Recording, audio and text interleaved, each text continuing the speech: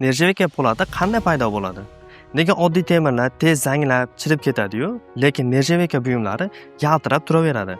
Ular o'zi qanday yasaladi? Dastlab oddiy temir rudasi qazib olinadi va ulkan pechlarda 1700 daraja issiqlikda eritiladi. Tasavvur qilishingiz uchun bu quyosh yuzasining 1 dan 1 qismiga teng hisoblanadi. Natijada suyuq cho'yon hosil bo'ladi. Lekin bu hali nержавека tayyor bo'ldi degani emas. Uni zanglamas qilish uchun metallga eng asosiy ingredient xrom qo'shiladi. Aynan xrom metall yuzasiga ko'zga ko'rinmas himoya qatlamini hosil qiladi va uni zanglashdan asraydi.